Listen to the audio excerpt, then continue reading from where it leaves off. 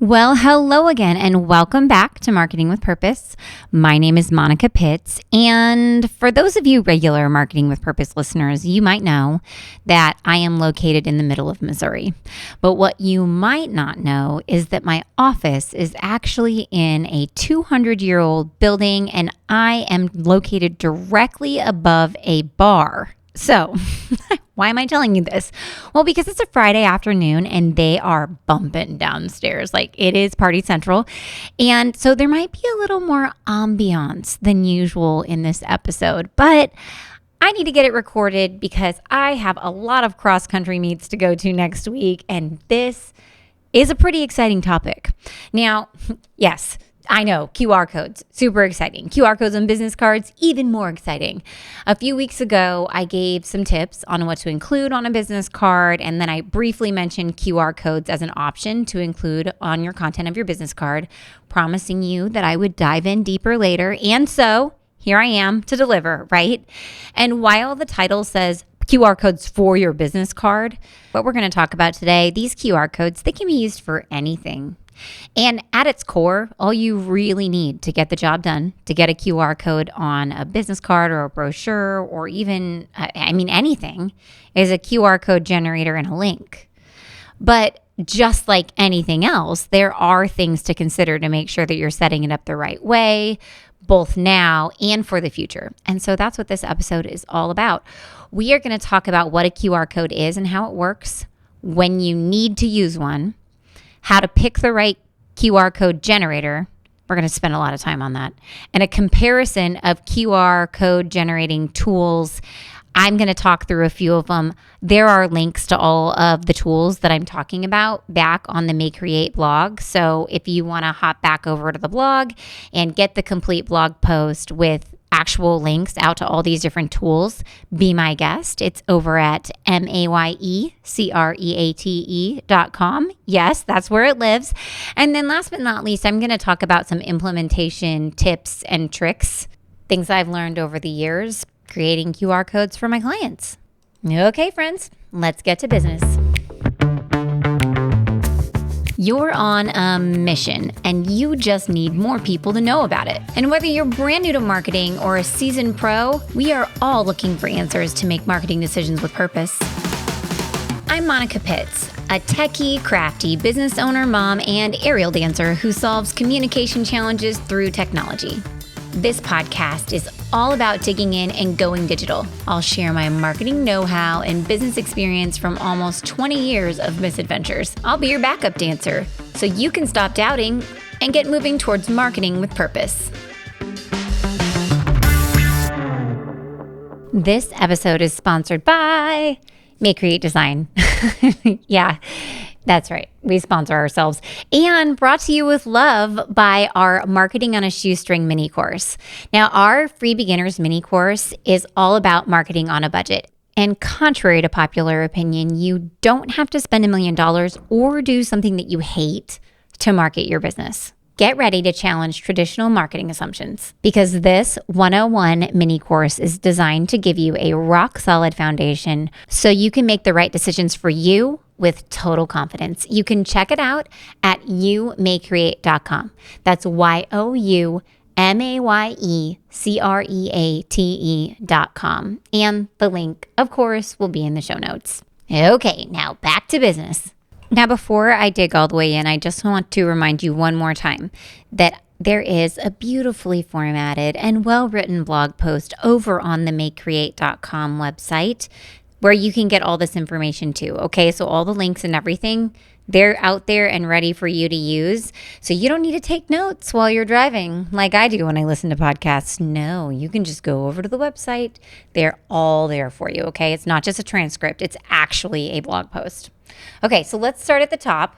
Remember we said we were going to cover what a QR code is and how it works, when you should use them, how to pick the right code generator, a comparison of QR code generating tools, and implementation tricks and tips. So what is a QR code and how does it work? I'm going to keep this so short. Okay, QR code stands for Quick Response Code.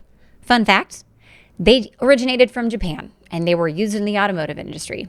And you probably know that QR codes are just scannable images that direct users to specific content when using a smartphone. That's what they do. They send you out online or to some type of online document. Now, some older smartphones might require an app to use a QR code, but recent models all just use the camera app, and it kind of works like magic. You open up your camera app, you like hold it over the top of the QR code, and then it's like, hey, do you want to go to this spot? And you click it and it opens up a browser and you go there. Yeah? Okay. So with that little slice of magical information out of the way, when do you need to use a QR code? Okay, so let's get this straight. You don't have to have a QR code. They're not meant for everything, okay? You need to be smart and use it in the right spots. You do not need a QR code on a digital flyer. You can't scan something on your phone with your phone. The school does this all the time. They send out these beautiful flyers with QR codes on them. And I open it in an app on my phone because that's where they send it to me, through the app. I'm like, why are you doing this? I can't scan it. I have to take a screenshot of it, send it to my husband, and then I have to use his phone displaying the picture so I can open up the link. That is dumb. Do not do that to people, my friends. Just give them a link. That's all they need. They just need something that they can click on, okay? If someone can click on it, they don't need a QR code. They need a link. Now, that means that there's a lot of instances where you would put a QR code on something that's printed. There are a few things, though, that you would not put a QR code on that are printed. For example, a billboard. Nope, people are driving past it. They cannot. Yeah, when I see billboards with QR codes, I just laugh. I can't scan it. I'm driving. Even if I'm not driving, I can't scan it. It's too far away. Now, also, yard signs are kind of half and half. If your yard sign is in a spot where people walk past it all the time, then you could put a QR code on it and people can use it. But if it's just in an area where people are driving past it, just treat it like what it is, which is a piece of branding, right? And if you want to put contact information on it, you would put a phone number or a domain name where people can go learn more. And the same would be true of like a vehicle wrap. If all you're doing is driving around town in your work vehicle, then that's just another instance where you would want to list your phone number and your domain name. Now, places you do want to use a QR code are like business cards that are printed brochures, magazine ads, printed sign-up forms, survey or review requests, or like a table topper for more information, or like if your vehicle is actually parked at a job site for long periods of time, or if you have a trailer that you park at job sites for long periods of time, then it actually makes sense to put a QR code on them. Use QR codes for event check-ins and donation links, or even just to offer more information on printed materials. So there's lots of places where they make sense, and we just need to be smart and put them in the right spots. All right, so now that we know where we should be putting them, let's talk about picking the right QR code generator. Because remember I said you need two things. You need a QR code generator and you need a link. Well, picking the right QR code generator can actually open up a whole bunch of cool things to enhance both the way that the QR code looks and make it more user-friendly while allowing you to track its performance, okay? So that's why we're going to talk so much in this episode about picking the right one, because that's probably the biggest decision that you have to make. So common features that you would be looking for in your QR code generator are whether it creates dynamic or static QR codes, the level of customization it offers you over the code, the output format, like how it saves it and allows you to use it. And then last but not least, the analytics that it offers you. All right, so let's start at the top with static versus dynamic. And since this is my podcast and I'm allowed to have opinions on it, my advice is when it comes to picking your QR code generator, always choose function over form, my friends. You need a dynamic QR code, which means you need to be able to change it in the future. You need to be able to change that link. Sometimes they call it creating a redirect, so you could redirect it to another URL. This is super important because it can be beautiful. It can be all nature of colors, sizes. It can have your logo in the middle, but ultimately, if you can't change where it links ever, it sucks. It's just not functional, okay? So you don't want a static generator because you create that QR code in a static generator and it's forever going to point to one location. And that can lead to problems down the road. Like if your QR code is on the side of your trailer, or it could be on a brochure for an event that you want to use year over year, but then the sign up page changes.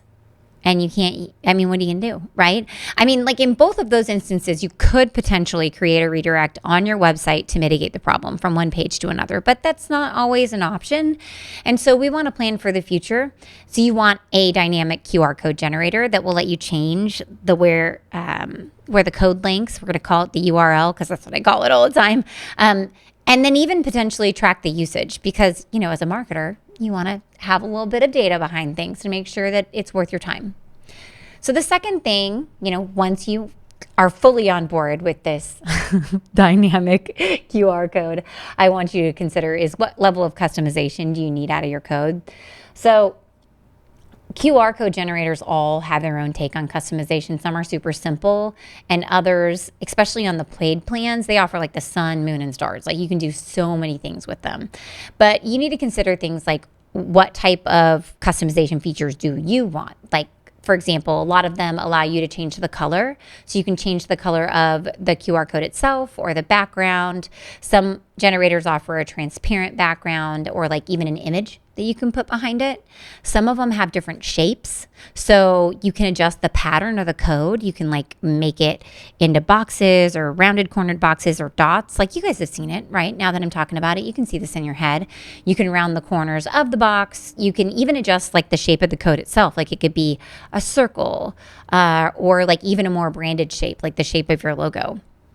Some of them offer logo integration, so you can like put your logo in the center of the code, which is really cool. I think that's really cool, especially in a bigger QR code. And then some of them even put cute little frames around them and like calls to action with little arrows. They say scan me.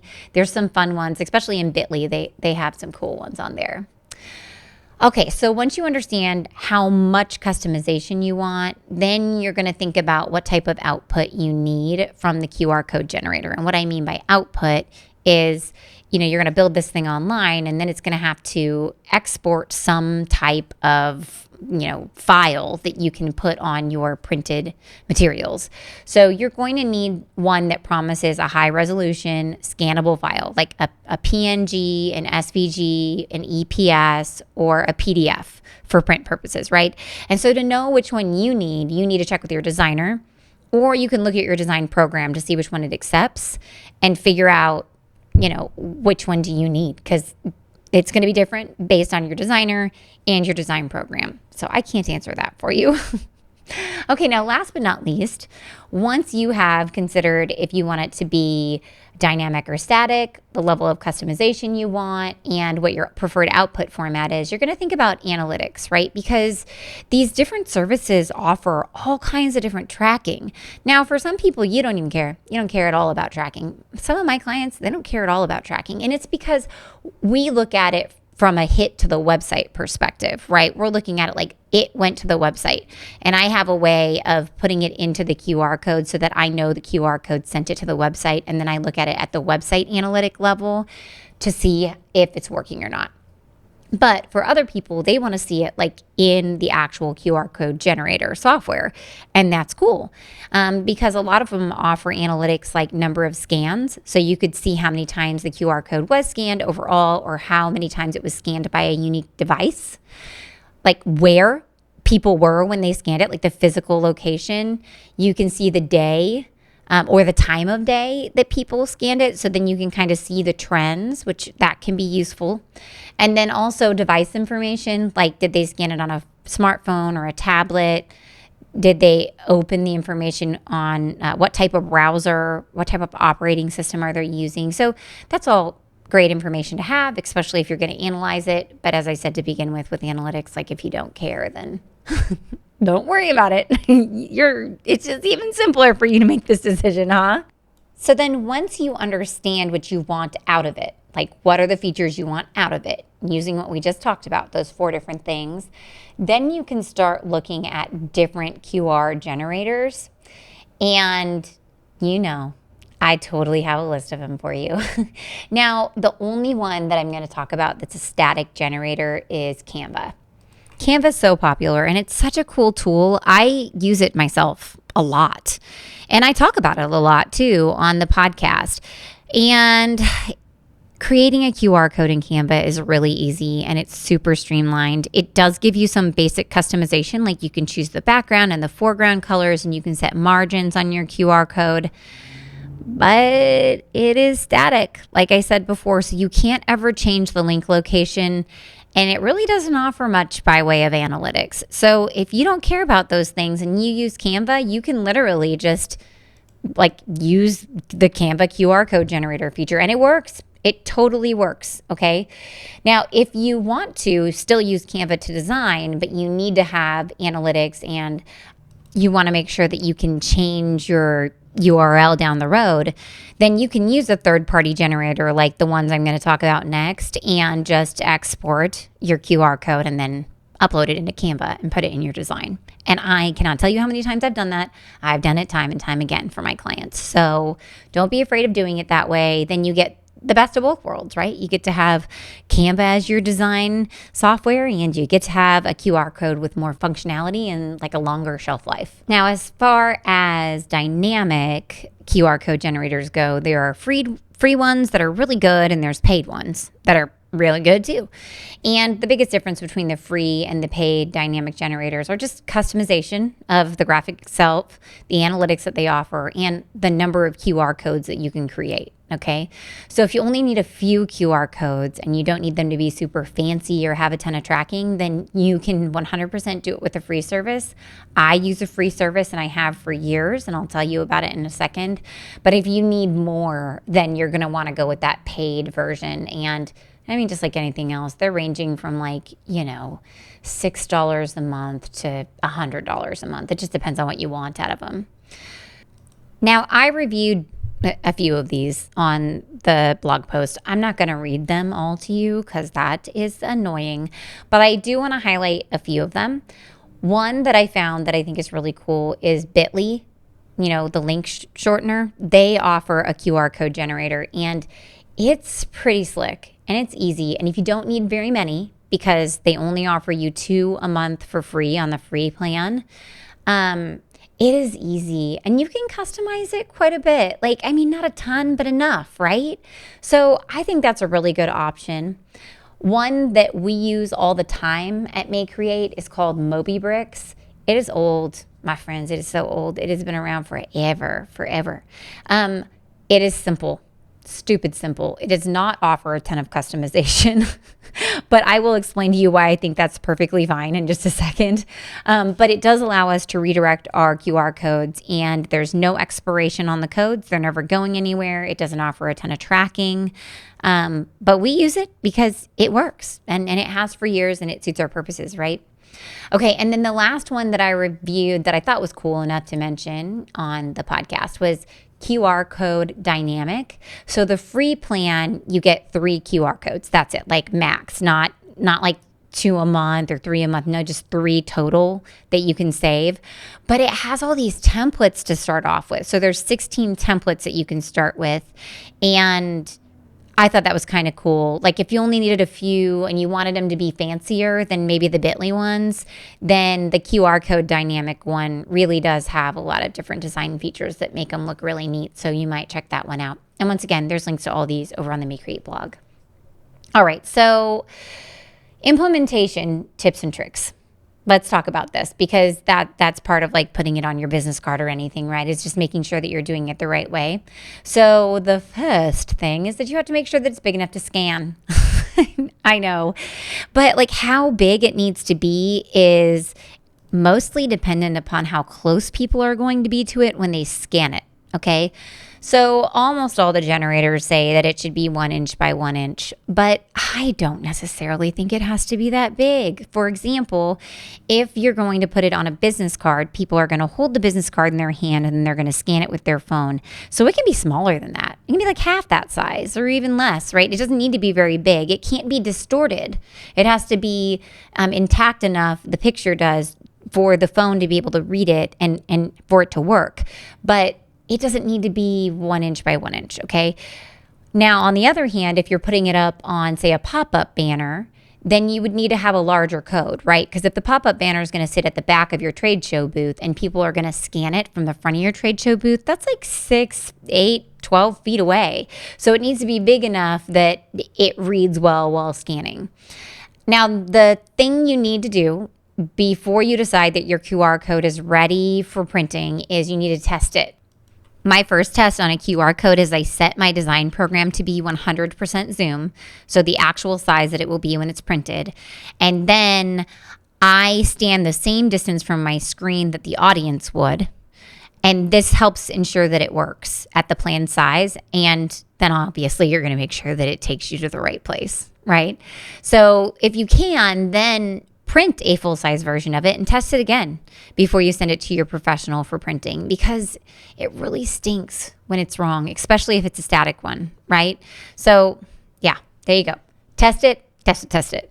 All right, so you want to make sure that your QR code leads to a mobile optimized page, because let's be real, scanning the code is only the first step in the process. Yeah, like you made someone get out their phone, open up an app, and scan a QR code, and then you're taking them to a page that's completely disorganized and gross, and you can't even read it on a mobile phone. Yeah, you just blew yourself up. It makes no sense. And I can't tell you how often people do this, right? Okay, so if you are sending them to your website, make sure that all the information is displayed in the correct order and it's legible on a mobile device. That's super important. And it needs to load quickly. If you are sending people to a PDF, okay, so this is going to sound crazy. It can't be an 8.5 by 11 PDF. They can't read that on their phone. You have to like pinch and zoom and scroll horizontally. It's horrible. It's horrible. Don't do that, okay? So if you're sending them to a PDF, it needs to be like formatted like a phone, right? So it needs to be narrow like a phone. I know. I'm laughing, but people do this. It happens to me, okay? So just realize that PDFs are not mobile optimized. If you can't send them out to a website and you now know that your PDF isn't going to work, I would suggest using a Google Doc, okay? Because Google Docs actually do adjust for mobile display, kind of like a website does. It's really cool. It like the text is about the right size to read, and it narrows everything down, and it's very user friendly. Okay, so use a Google Doc instead of a PDF if you can, but don't use tables in your Google Doc because those act like a PDF. They don't adjust for mobile display. They just keep everything really wide, and then you have to scroll all over the place, and it sucks again. All right, so now you know Monica's pet peeves about people sending her things that she has to read on her phone.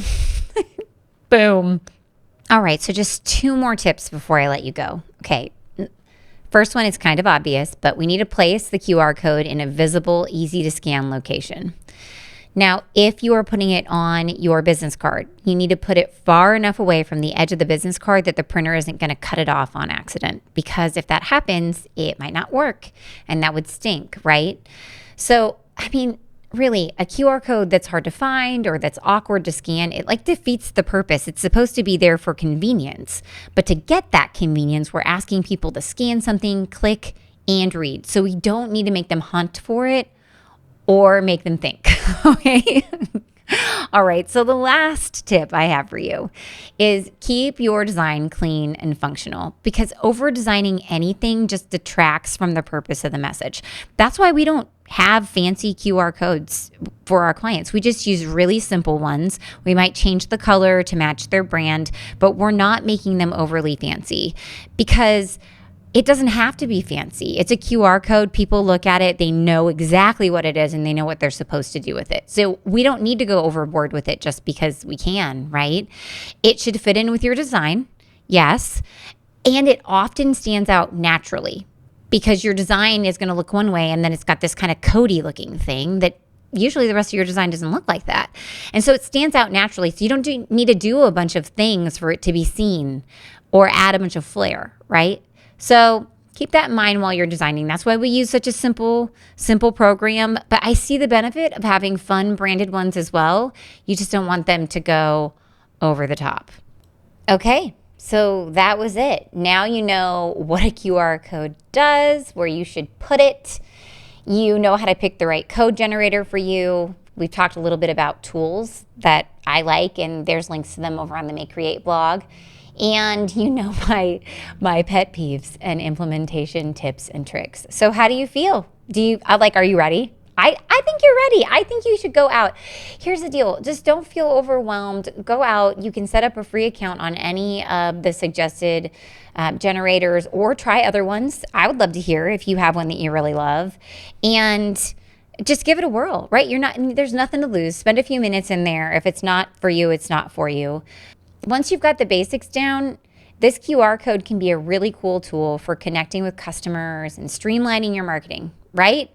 So yeah, try it out, and just remember to test it and maybe test it again before you send that thing to the printer, okay? And that ends my QR code rant. Thank you so much for listening. And definitely subscribe so that way you don't miss next week's episode. I'm actually going to talk with Marilyn Jenkins. She is a Google Business Profile expert, and she optimizes Google Business Profiles to generate leads for businesses.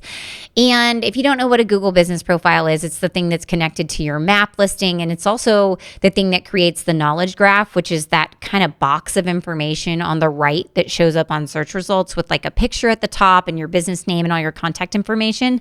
That's all tied into your business profile. And it's always been important because Google is the biggest search engine out there. And as soon as they introduced Google Business Profiles back in the day, and they weren't called that back in the day, but when they introduced them, we saw a big dip in website traffic because people were getting the information that they wanted right there in the knowledge graph from your business profile. But now with generative search rolling out, your business profile is actually more important than ever because 32% of the weight for being placed on Google's map results, for example. So if you search for your business and a map shows up with a list of options, that thing is what my SEO friends, they call a local pack. Anyway, so 32% of your weight for being placed in those map results is determined by your Google business profile and how it's set up and how often you update it. Yeah, and it also weighs into about 9% of your organic search result factors as well. And oh man, just like everything else in Google, right? There's a trick to getting your profile set up correctly so that way you can really use it to its fullest potential and like meet new business. And that's why I'm having Marilyn on so that way she can tell us all about it, because my clients are asking me about it, and that's not what I do. I build websites, but I want them to be found and I want people to get to that website. So come on back over, subscribe, hang out with me and Marilyn, and learn all about beefing up your Google business profile in our next episode. And before I let you go, I want to give one more shout out to our Make Create resource sponsor, Marketing on a Shoestring. It is the free beginner's mini course to marketing on a budget. It lays the foundation of creating the right messaging to connect with your potential customer and prime them to buy. It unlocks the 4-part framework for making confident, budget-conscious marketing decisions so you can stop second-guessing and get a clear path forward. And it outlines the highest converting tactics that I know of for new marketers so you don't have to waste time on strategies that will never reach your goals. Hop on over to youmaycreate.com for instant access. That's youmayecreate.com. So thank you so much for joining me today. Make sure to subscribe wherever you're listening so you don't miss out on our next episode. And don't be afraid to use that link in the show notes to go over and enjoy the fully formatted blog post with all the pictures broken down, covering every single thing that we talked about today. Because your next step is to put this information to action. And until next time, go forth and market with purpose.